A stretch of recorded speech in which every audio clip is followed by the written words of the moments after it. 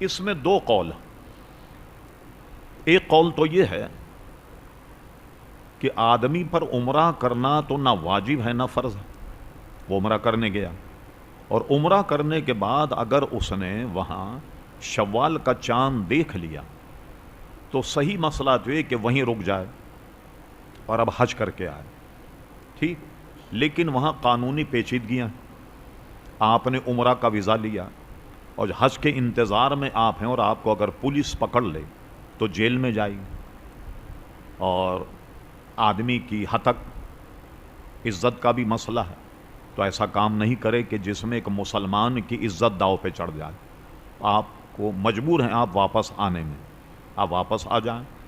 ایک فتویٰ تو اس پر یہ دیا گیا کہ چونکہ اس پر عمرہ ضروری نہیں تھا اور حج کے ایام اس نے حرم شریف میں پا لی، تو جب اس نے شوال کا چاند حرم شریف یا میقات کے اندر کہیں بھی ہو اس نے دیکھا، مثلا ایک آدمی جدہ میں میقات میں تو ہے، وہ مکہ میں ہے تو عین حرم میں ہے، اگر مدینہ شریف میں تو مدینہ شریف میقات سے باہر ہے، لیکن ایام حج شروع ہو گئے، آئے گا تو واپس جدہ، تو جدہ تو میقات کے اندر آتا ہے یا نہیں، تو یوں اس پر گویا حج کرنا واجب ہو گیا. ایک قول تو یہ ہے کہ وہ اگر اپنے وطن واپس بھی پہنچ جائے تو وہ فقیر بھی ہو تو اس پر حج فرض ہو گیا.